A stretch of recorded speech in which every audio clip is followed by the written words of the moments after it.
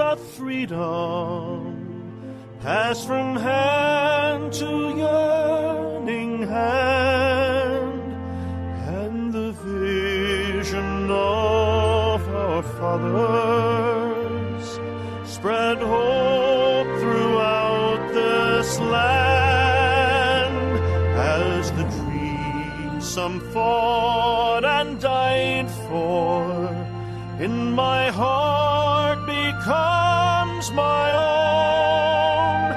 I will strive to keep her promise, America, my home. America, America, may God bless America, and freedom reign across America, my home. From the shorelines to the prairies, to the cities great and small, we have reaped the fruits of justice and liberty for all. So with deep appreciation for the blessings of freedom that we know in this wonderful land of ours, I'm Dr. George Simon, welcoming you to another edition of Character Matters. This is the program where we talk about what I consider to be the defining issue of our time, the character crisis that we face and that affects so many aspects of our daily lives. It affects our relationships, our families, our communities, our country. And boy, if there were ever a time that the character crisis were so clearly evident, and the risks that we run as a country to both our freedom and our prosperity, it would be in this election cycle. A time that, frankly, I never thought I'd witness in my adult life. A hard decision coming up here in just a matter of weeks, where I'm going to have to make a choice as to who to support. And I have to say, I've mentioned this before, it may be the first time in my adult life that I don't cast a vote, because my heart is just really aching over the choices before us. And I think it's a reflection. It's a reflection of what we've been dealing with for the last several years in our culture of narcissism, in our culture of moral relativism, and in our culture that glorifies all of those things that promote only bad character and doesn't recognize or reward very often the kind of decency of character on which the greatness of a country has to be predicated.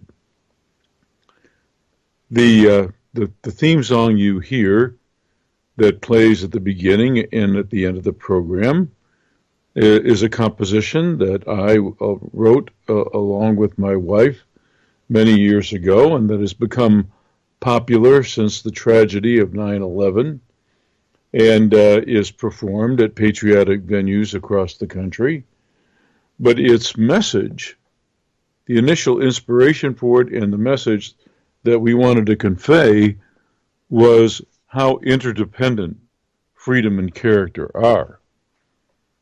America's greatness has never resided in its military might or its economic power. That's not where its real greatness has lied. It's in the character of its people. It's in those people of good character who honor the best ideals that we have to offer and who live those ideals out in their daily lives. fulfilling their responsibilities to themselves, to their families, to their communities, and to their country. It's those folks upon whom this country has been built, and it is when we have a robust population of decent character that we are great as a country. It's just that simple. And we are in decline whenever our individual character is lacking. And if there were ever evidence about how lacking that character is, it's among those folks that we're holding up, with some notable exceptions, but those folks that we are holding up as our picks for leadership of the free world. It's truly, for me,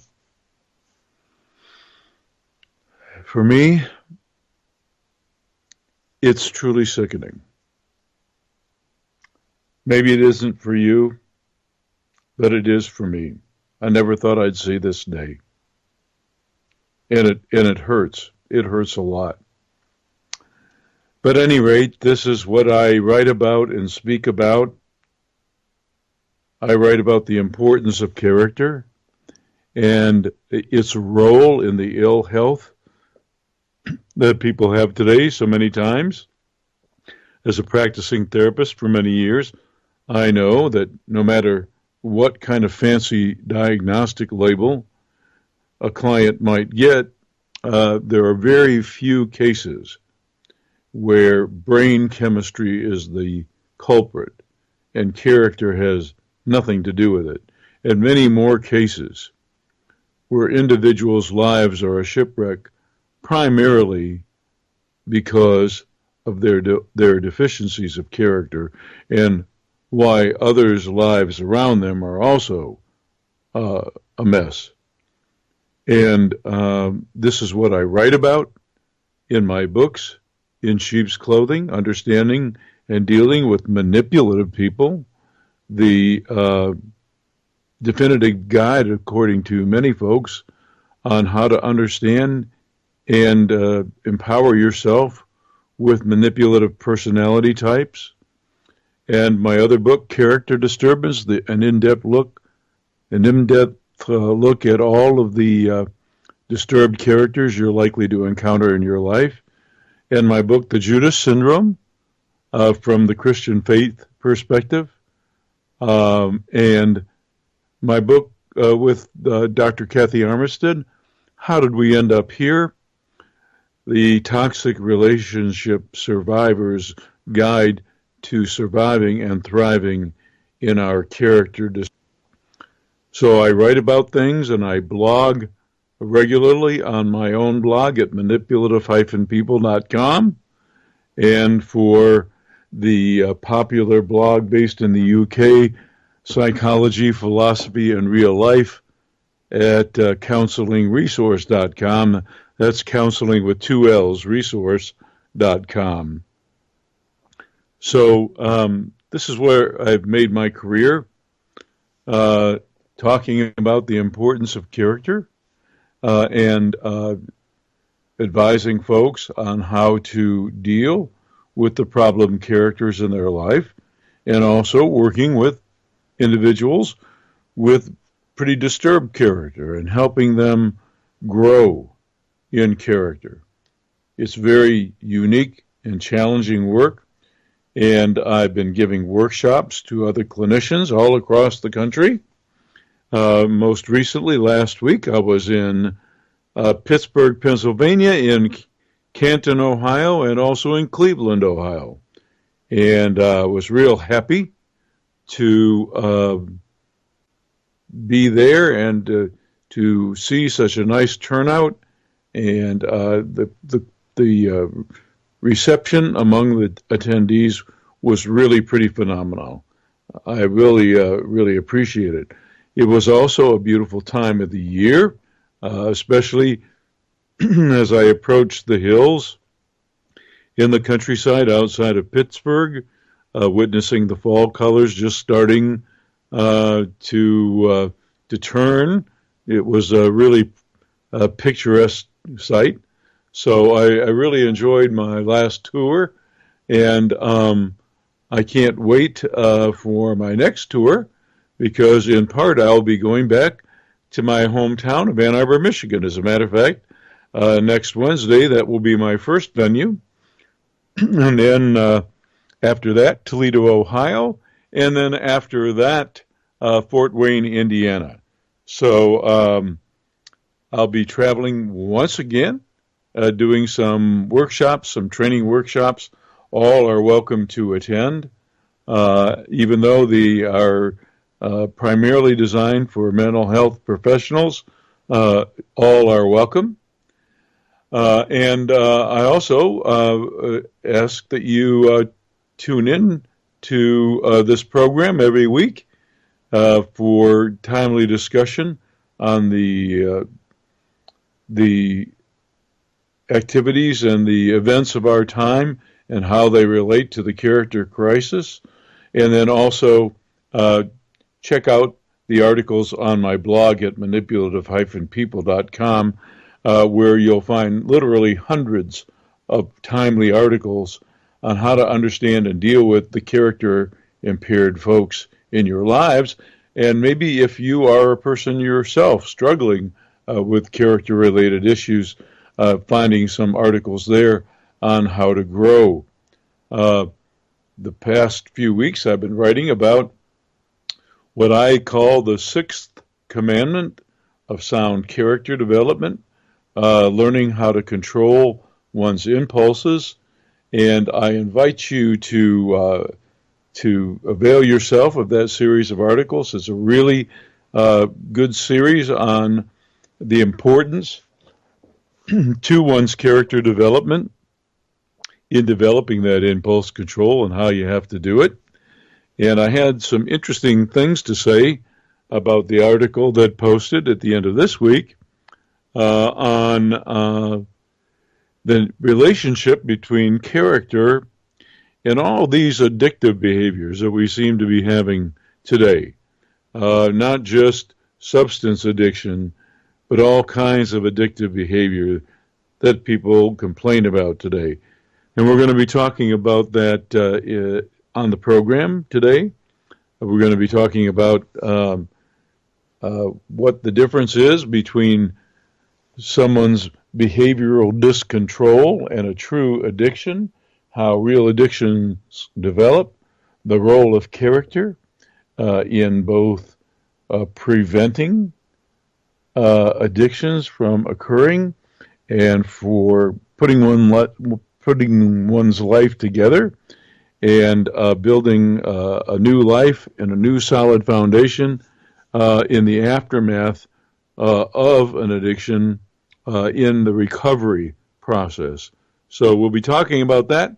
And if you want to join the conversation, the number to call is 718-717-8296. That's 718-717-8296. I'll be happy to take your call. You can call about just about any matter. If you have a story you want to share, maybe you have a question you want to ask me, perhaps you've attended one of my seminars, you have a comment or two, whatever the case may be, give us the call at 718-717-8296, and I'll be happy to take your call. Well, before I move on to the main topic of discussion today, I do want to say some things about America, My Home. Every year at this time, I do a little bit of talking about the song that you hear playing at the beginning, at the end of the program. And the reason I do is because there are certain patriotic holidays that seem to lend themselves to performances of the song. And one of those, of course, is Veterans Day, which is not too far around the corner in November. And because of that, requests have been coming in for sheet music and for performance CDs and for other versions of the song. And that always edifies me a lot.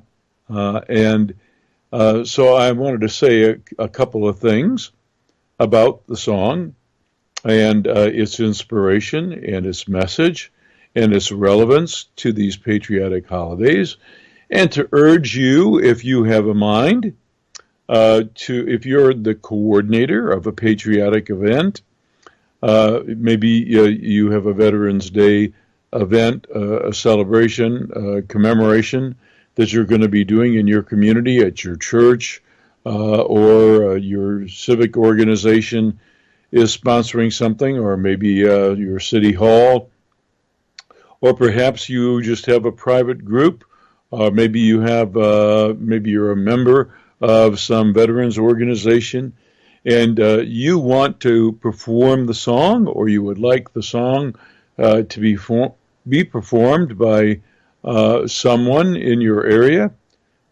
then all you have to do is contact me.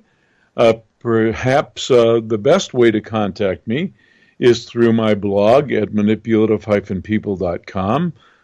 If you if you contact me through the blog at manipulative-people.com, a bit of a priority is placed on your email because I get inundated with many, many emails every week, and it's very, very hard to keep up, especially when I'm on the road. Right now, I'm about 3.5 weeks behind on emails, and it's very difficult to keep up when I'm traveling, especially when I'm traveling back to back with so many tours as I have been the last few weeks. So I typically get behind. This is about the furthest behind I usually get, and so I'm sorry to say it's taken me a while to respond to folks. I don't have a staff that responds for me. I do answer all my mail myself, so it just takes me a while to get to it. And when I'm traveling, it takes a little longer. But if you contact me through my blog, I can get to it just a little bit quicker. So if you're wanting to perform the song, or if you know of someone you think might be interested in performing it, contact me through the manipulative-people.com blog using the contact feature, using the Contact Dr. Simon feature on that page. And I'm happy to provide you what you might need. Sheet music, MP3 files, a CD with the orchestral tracks, and even backing vocals if you want to do a solo performance.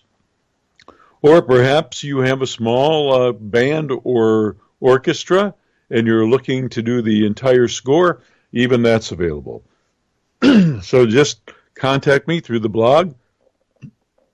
Excuse me, folks, I got something in my throat tonight.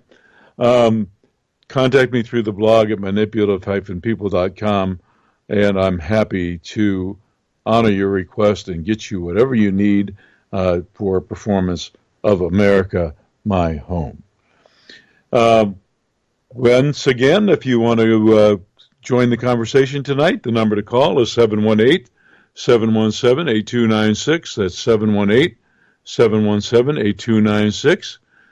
Even if you're a first-time listener, perhaps you were one of the attendees at one of my workshops this year, or perhaps you just have a question you want to ask, a situation you'd like to discuss, a story you'd like to share that you think would interest our audience, give us a call at 718-717-8296. Well, I've got a series of articles going on the blog on the 10 Commandments of Character in advance of the release of a book by that same title. My co-author on my last book, How Did We End Up Here?, Dr. Kathy Armistead, and I have been trying to get out the 10 Commandments of Character, how to lead a significant life. But I'm sorry to say that I have been hanging up this work in final edits. I'm really not pleased with where we are. And because I've been traveling so much this year, it's taking me a long time shaping this book up into the product I want it to be before it hits the bookstore shelves and the online resellers. So it's going to be a while before it's available again, I'm sorry to say. But it will be available. I know that it will be available before the year is out. But just exactly when, I can't tell you. You're going to have to just kind of keep up with things. I will keep making announcements about how close we are on the program. I'll also be mentioning it in my blog articles. But we're a ways yet from publication, I'm afraid, because just not pleased with where we are with the book. But that said, it won't be long, and the 10 Commandments of Character will be available.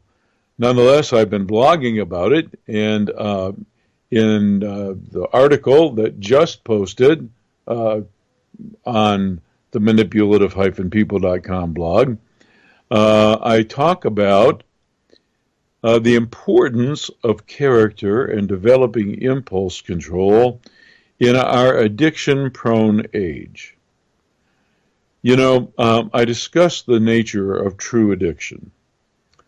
It's unfortunate that these days, the addiction label is placed on behaviors that are a problem, to be sure, but don't rise to the level of a true addiction. An addiction is a really interesting biochemical process. It's a biochemical reality. The brain undergoes certain changes in genuine addiction. When there's true addiction present, we know that the brain starts operating differently, especially in its pleasure centers. And there are two essential requirements for addiction. One is tolerance, and the other is withdrawal. Now, with regard to addiction to a substance, for example, the body tries to accommodate foreign substances.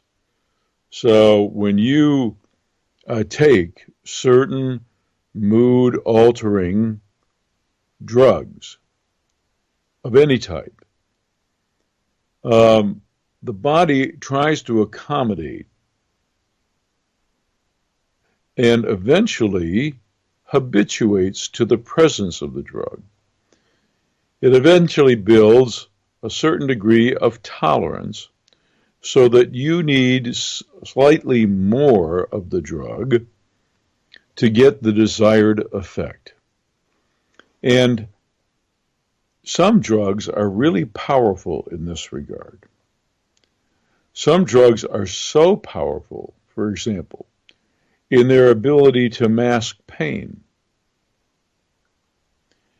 that they are powerfully addictive because of how quickly the body tries to accommodate these substances and how quickly a certain degree of tolerance evolves.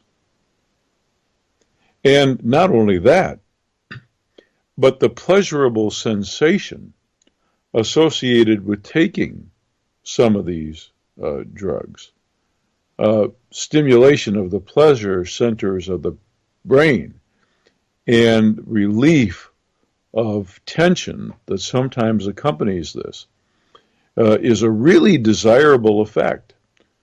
So it doesn't take long with some of these substances to become really hooked.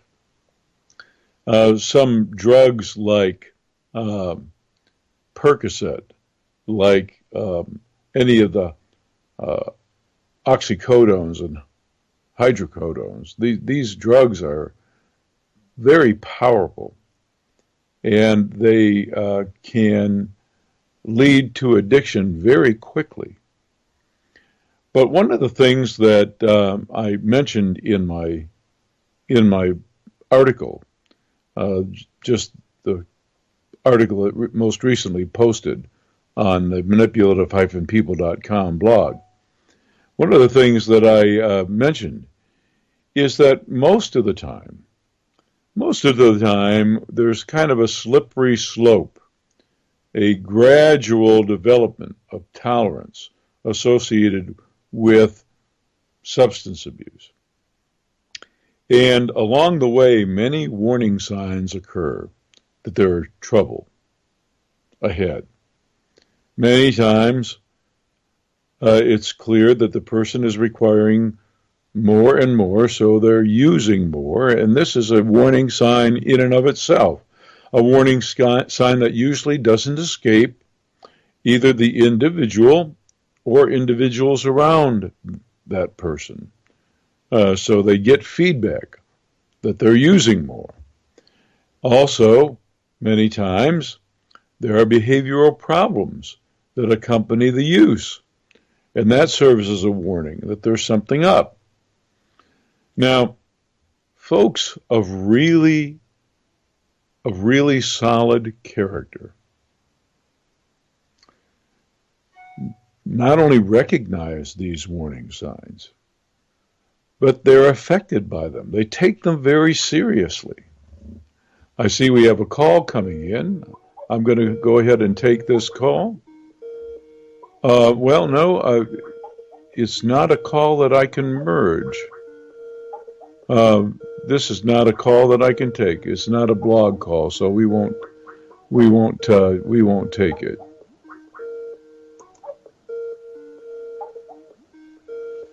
I thought perhaps it was a call for the blog, for the program, but it's not. So we're not going to take it. What I was saying just a bit ago is that many times when these warning signs occur with addictive behaviors, folks of really decent character sit up and take notice. They understand that they're using more.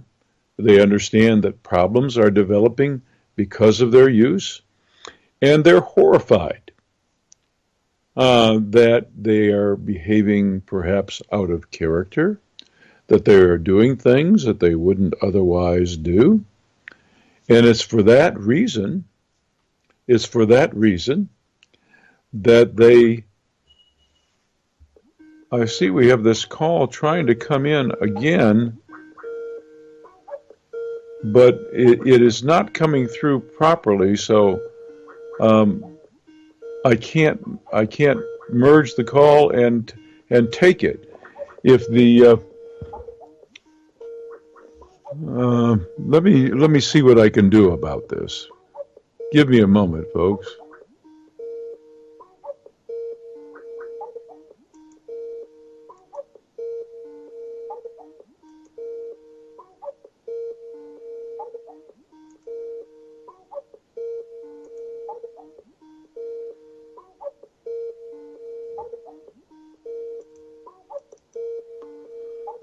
Okay, well, we're back. I'm sorry for the interruption there. I'm not really sure what the issue is.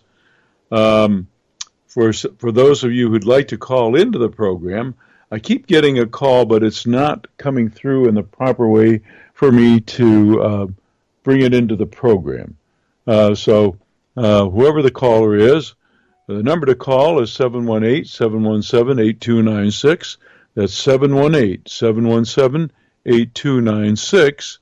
And if you try that again and the call comes through the right way, I'm very, very happy to add you to the program.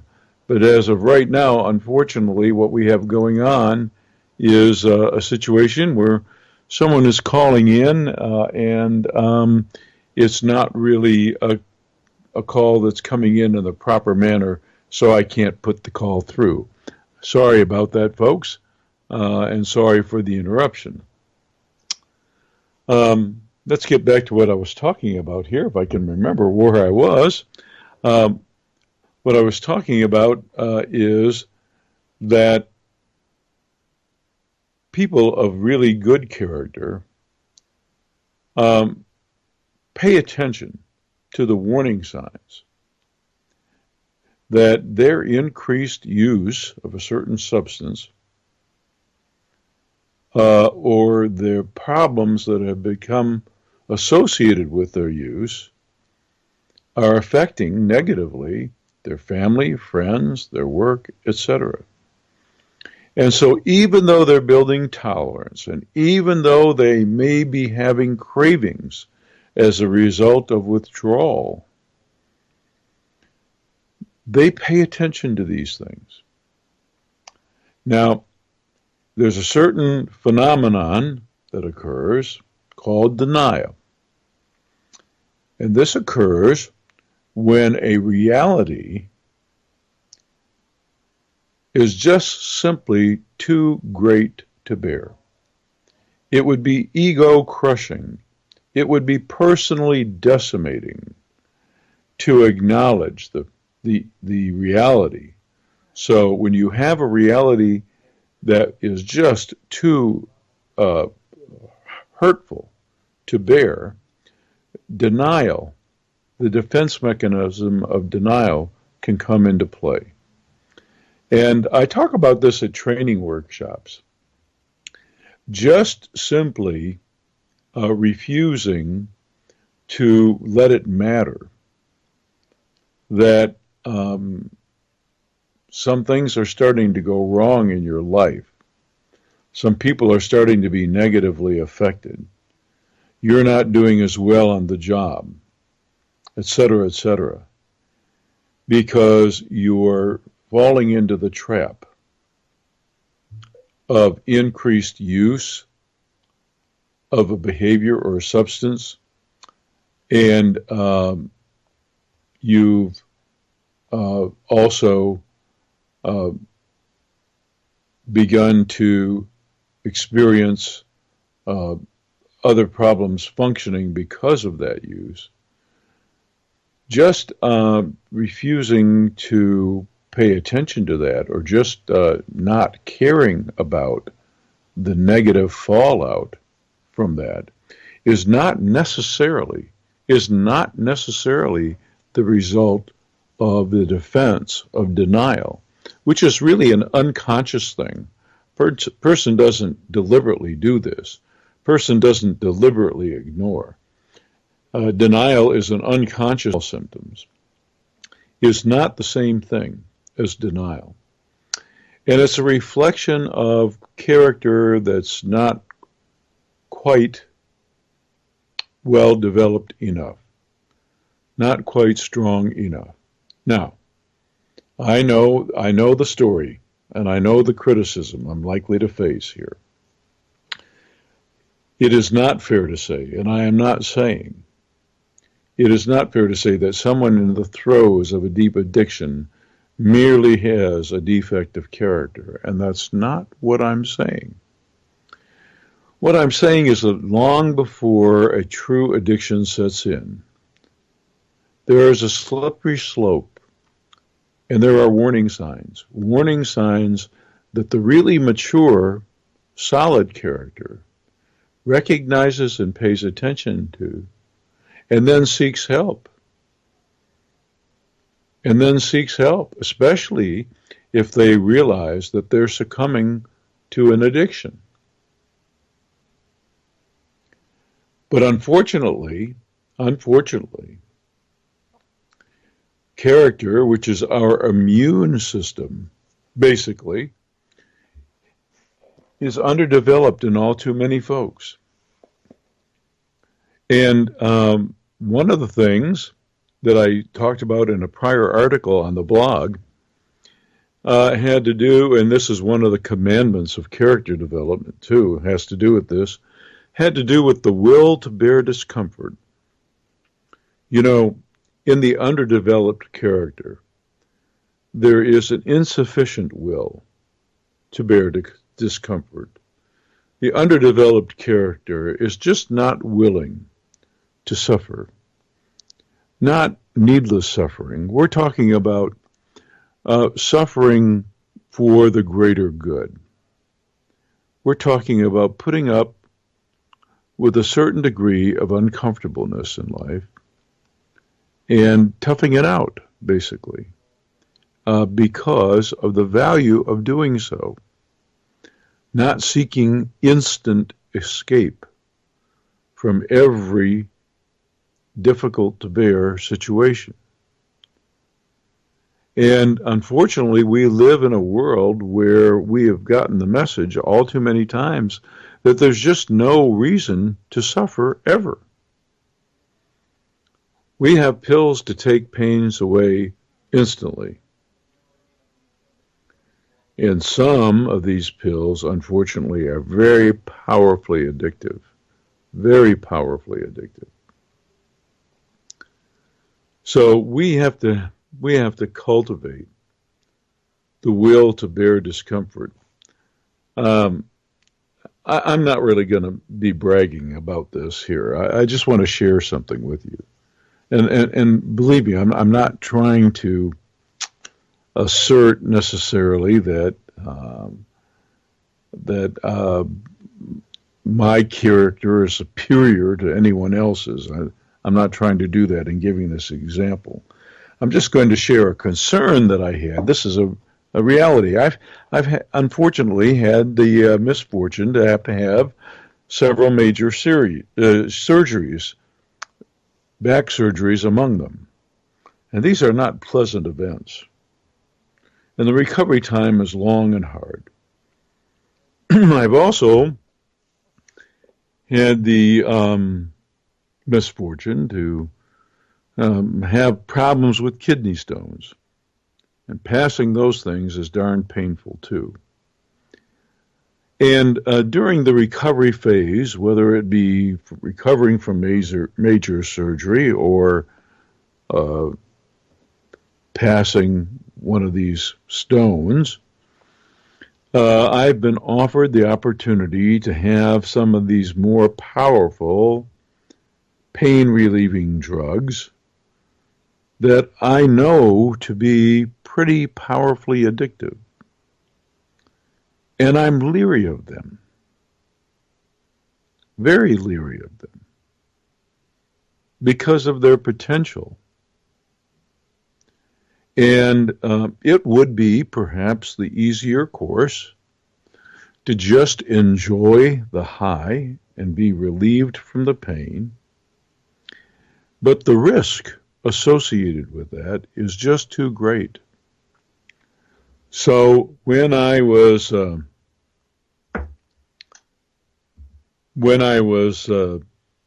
in these situations, when I was either recovering from surgery or having the ordeal of passing a stone, I chose not to take these really strong drugs, but to use lesser strength, more benign analgesics, and I am really happy that I did. Yes, I had to endure more pain. But there was a time when we didn't have any of these drugs. And people bore the pain. And naturally, I wanted some relief, and I did get some relief. So it was more bearable than taking nothing. But I wanted to stay away from those really powerfully addictive drugs because of the risks involved. And I make that point because along the way in our character development, cultivating the will to bear discomfort is a really big part of our character formation. It's one of the commandments that I allude to in the series of articles on the 10 Commandments of Character, and that I wrote about first in my book, Character Disturbance, and mentioned in my books, The Judas Syndrome and How Did We End Up Here. And then also am fashioning a full manuscript, a soon-to-be released book about. And this is just one aspect of solid character formation. Cultivating the will to bear some discomfort. Not seeking instantaneous and complete relief from every single thing that hurts. And here's another problem that comes with seeking such immediate relief. You know, in people's lives, there are often painful emotions that enter one's life. But pain is an instructor to us generally. It's just like when you're beginning to have some of those pains associated with passing a kidney stone. That pain is nature's signal that there's something really significantly wrong. That's what that pain is a signal of. The pain is not evil. It's not to be disregarded. It's not to be simply blotted out. It's to be paid attention to and recognized for the signal that it is. It's the signal that something is wrong. And in order to really be rid of the pain, what we really want to do is deal with what's causing it and remedy that. The same is true with emotional pain. And how many people get sailing down that slippery slope of addiction is they experience some emotional pains related to situations in their life, and instead of paying attention to the pain, instead of letting the pain instruct them that there's a change that needs to be made, that there's something in their life that needs rectifying, instead of that, they just want to block out the pain and keep doing whatever they've been doing, or stay in the same situation that has been causing all the pain to start with. And this is just really craziness. Then, of course, there are the pleasure seekers among us. The folks that live life on a hedonistic principle, that that are so hedonistic in their orientation to life that they feel life owes them a good time, and if they're not having one heck of a rollicking good time, then life is simply not worth living. And these are the folks who I say are prone to chasing highs all the time. And for them, the recreational use of certain substances is a way to chase those highs. It's a way for them to procure some pleasurable stimulation. And, you know, just about anything becomes old in time. The body habituates, tolerance is built, and things become mundane. So many folks who are predisposed this way will, after they kind of get bored with one effect, they will chase another. And before you know it, they're hooked on multiple substances.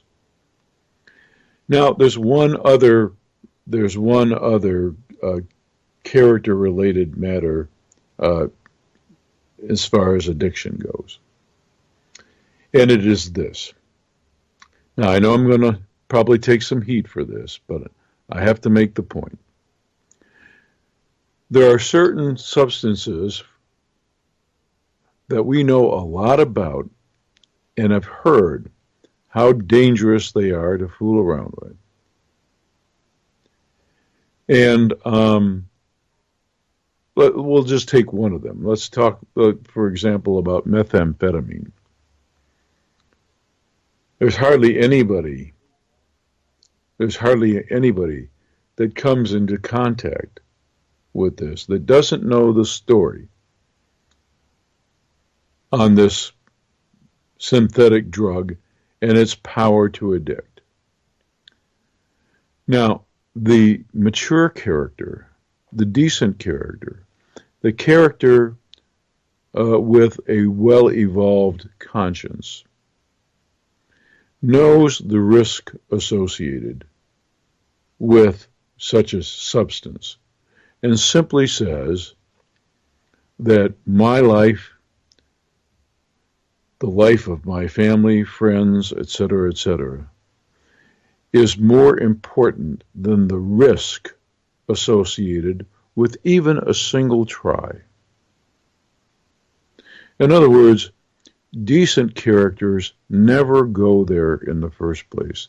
They don't take that first hit. They don't risk it.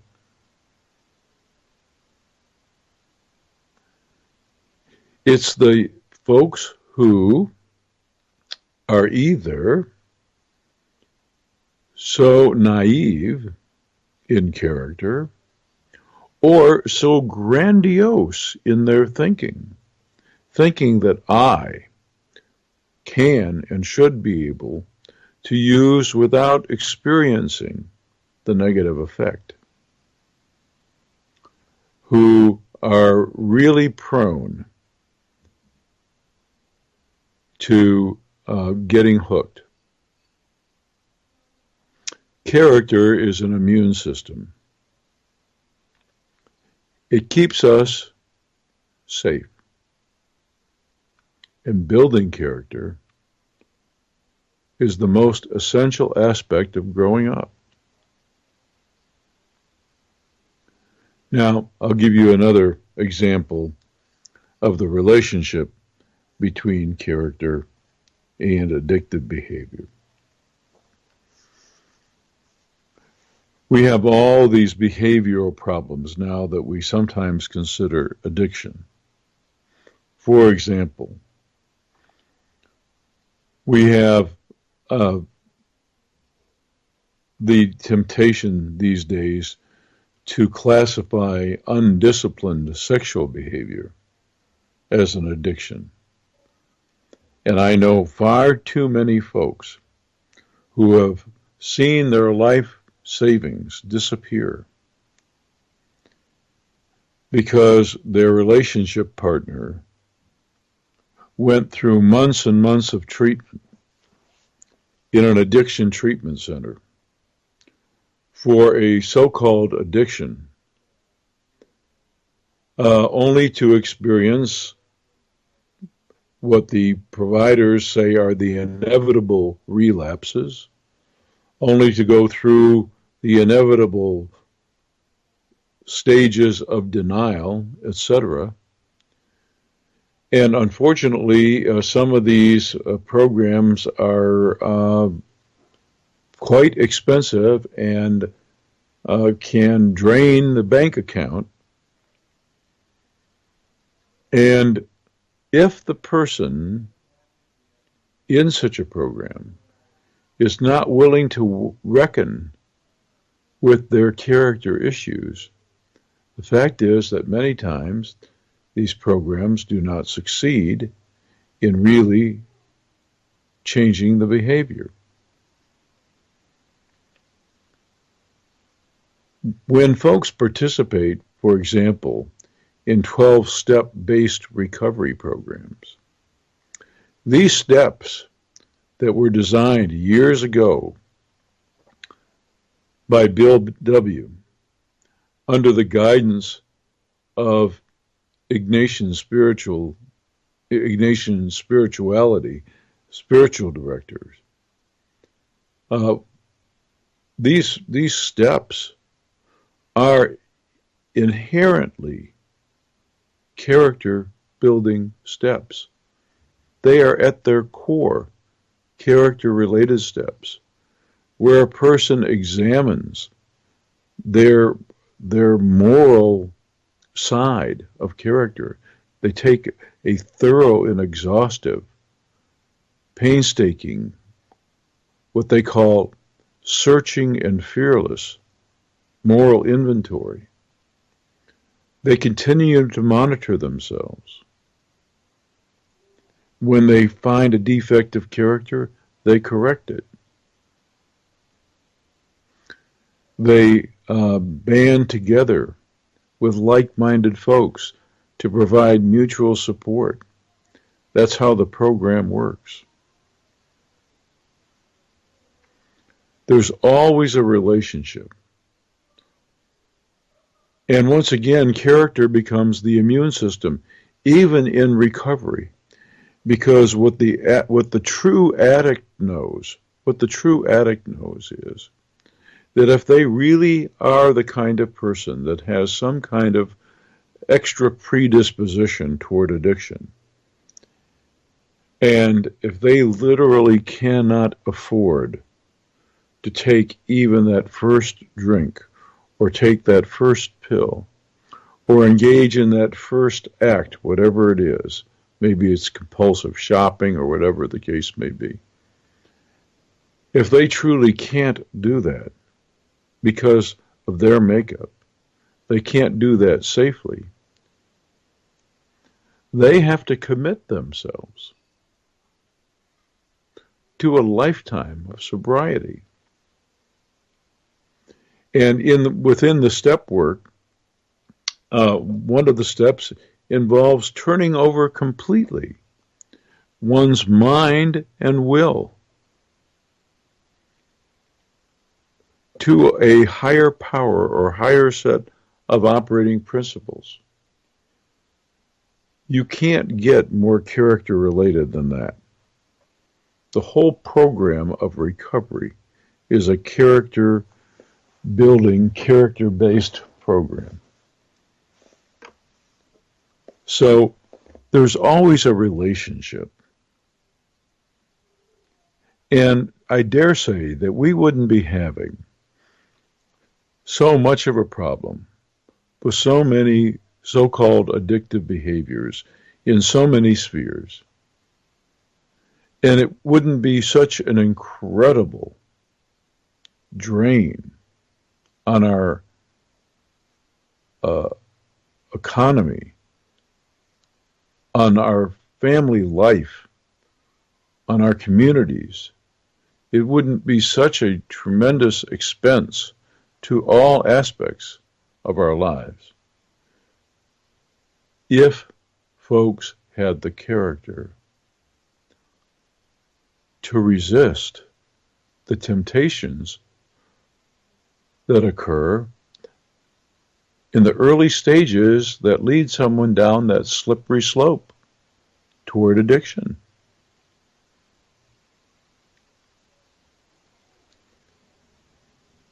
Character is the answer. It's the answer to our economic problems and our social problems.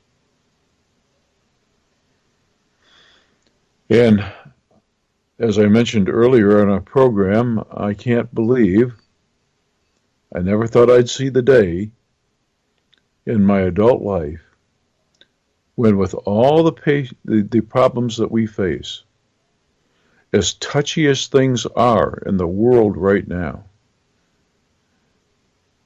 as much of a tinderbox as we're in so many areas, as touchy and as tender as so many issues are, and with the many, many potentially really dangerous escalations that could occur, I can't believe that we are faced with the choice that we face today in picking a leader. It's a testament. It's a testament to how eroded our culture has become in shaping good character, and how corrupt, as a result, our system of self-governance has also become.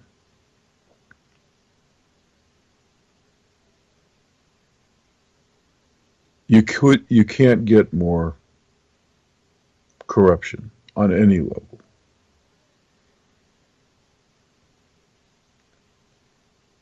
And as I see it, we have one candidate who represents the systemic corruption and another candidate who represents personal corruption. What a choice. What a choice. I never thought that I'd see it. Ever. It's a true crying shame. I'll be watching the debates, of course, next Wednesday. I'll probably be watching the replays of Saturday Night Live skits because you can't really write scripts any funnier than the ones that have been written, because the material upon which you base the skits is so rich to start with. You can't make half of this stuff up. It's pretty sad in a way, but you almost have to laugh because it is so tragic. You know, there's always pain in every comedy.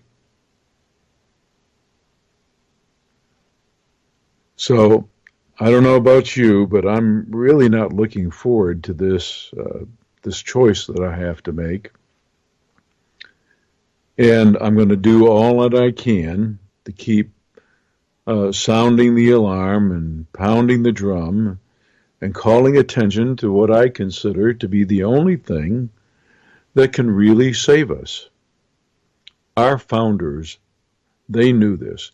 And by the way, they weren't all the greatest people either. But they knew, without question, they were people of principle, of some principle. And they did have a faith foundation. Yes, they had their own flaws of character. There were some injustices right from the start. But they knew that this whole enterprise in limited government and maximum personal freedom was never going to work, was just never going to work unless individuals had a solid moral compass guiding them. Because individuals with a solid moral compass don't need to have their lives regulated by an outside source. It's governed by an inner source, by a set of principles. That's what makes people of good character. And that's what our freedom depends upon. So, as you listen to the song that plays at the end of the program, just remember that that's really what its message is. And if you're one of those individuals who is going to be wanting to perform or know someone going to be performing a patriotic piece at a Veterans Day affair, contact me through the manipulative-people.com blog, and I'll be glad to provide you what you need for a performance of America, My Home. With that, another week and we'll see you next week on Character Matters. I'm Dr. George Simon. Thanks for tuning in.